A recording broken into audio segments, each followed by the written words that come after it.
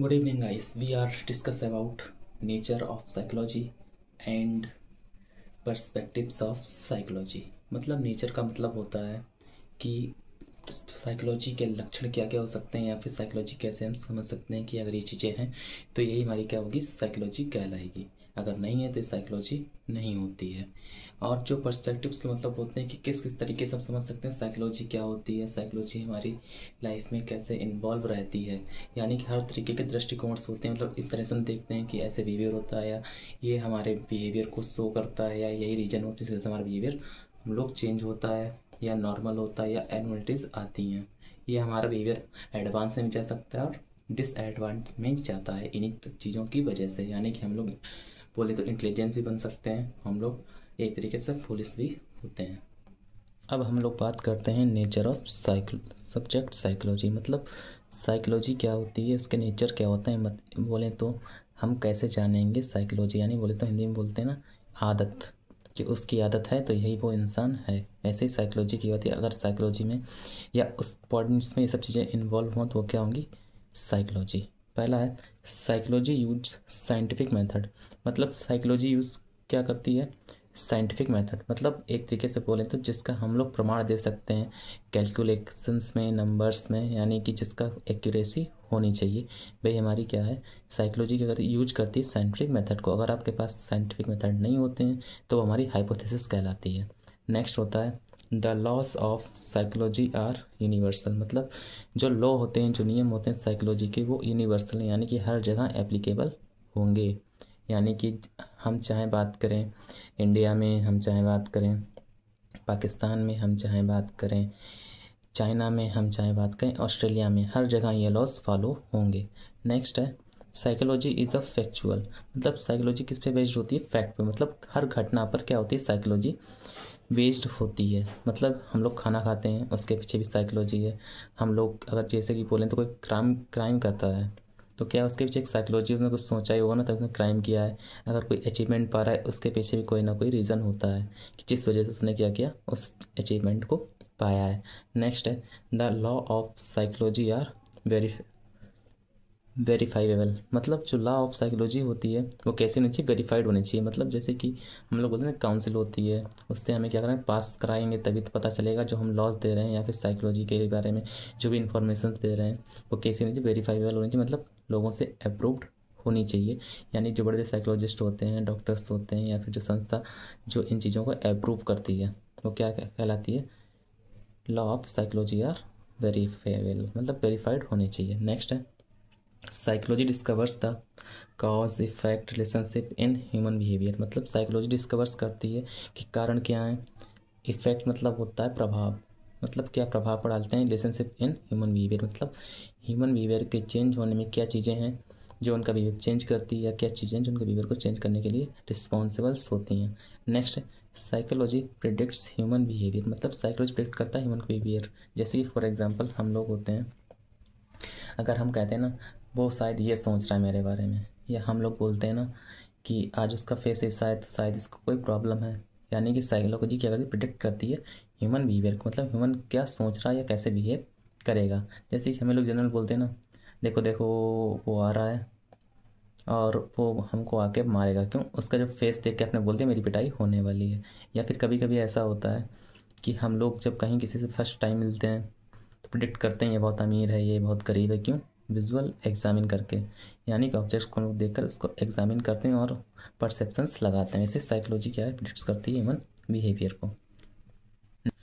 Major perspectives of psychology. मतलब दृष्टिकोण जो साइकोलॉजी के तहत से देखे जाते हैं।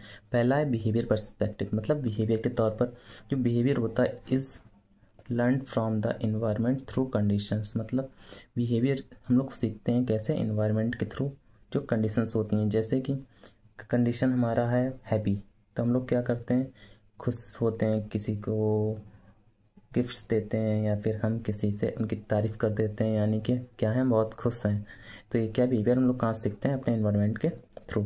नेक्स्ट है बायोलॉजिकल पर्सपेक्टिव। मतलब हमारी जो जेनेटिक चीज़ें होती हैं, जैसे कि try to relate people's behaviour and mental events to their nervous and किडनल सिस्टम। मतलब इसमें ट्राई करते हैं रिलेट करना कि पीपल्स का जो बिहेवियर होता है, मेंटल इवेंट्स होते हैं, वो किस पर डिपेंड करते हैं, उनके न्यूरॉन्स पे एंड ग्लैंडुलर सिस्टम, न्यूरॉन्स क्या करते हैं, इन्फॉर्मेशन को ट्रांसफ़र करते हैं। और ग्लैंडुलर सिस्टम क्या करती हैं, जैसे कि हमारा स्ट्रेस हार्मोन कॉर्टिसोल होता है, यानी कॉर्टिसोल लेवल जब बढ़ता है तो क्या होता है, हम लोगों का स्ट्रेस लेवल बढ़ता है, यानी कि जो हार्मोन और न्यूरॉन्स पर डिपेंड करता है हमारा क्या, बिहेवियर। ये किसका पर्सपेक्टिव है, बायोलॉजिकल का, ठीक है। नेक्स्ट है कॉग्निटिव पर्सपेक्टिव। कॉग्निटिव बताया था, इंटेलिजेंस, थिंकिंग वगैरह क्या कहलाती है, हमारी कॉग्निटिव प्रोसेस कहलाती है, लास्ट क्लास में बताया था। इसमें लिखा है behaviour and mind are to be understood as phases which information from environment received from the senses proceed. मतलब जो बिहेवियर होता है और हमारा माइंड होता है वो अंडरस्टूड करते हैं, जैसे कि किस तरीके से इन्फॉर्मेशन को ले रहे हैं, कहाँ से, इन्वायरमेंट से। इसी को बोलते हैं प्रोसेस्ड। मतलब ये प्रोसेस है, अगर हम जो इन्फॉर्मेशन लेते हैं उसी बेस पर हमारा क्या होता है, बिहेवियर और माइंड काम करता है। Difference in the way information is processed में lead to difference in behaviour. मतलब जैसे कि हम कोई इन्फॉर्मेशन ले रहे हैं, बोले तो हमने क्या इन्फॉर्मेशन ली है कि आज कोई किसी की डेथ हो गई है, तो हम लोग, हमारा बिहेवियर कैसा होता है, सैड होता है। आपका अगर कोई प्रमोशन हो रहा है या फिर कोई आप अचीवमेंट पा रहे हो तो हमारा बिहेवियर कैसा होता है, हैप्पी रहता है, यानी कि हम लोग अच्छे से बर्ताव करते हैं। अगर हमें कोई नुकसान होता है तो हम लोग क्या कैसे बर्ताव करते हैं, बहुत ख़राब बर्ताव करते हैं, लोगों उसको ब्लेम्स लगाते हैं, यानी क्या हमारे जो बिहेवियर है डिफरेंस रहता है।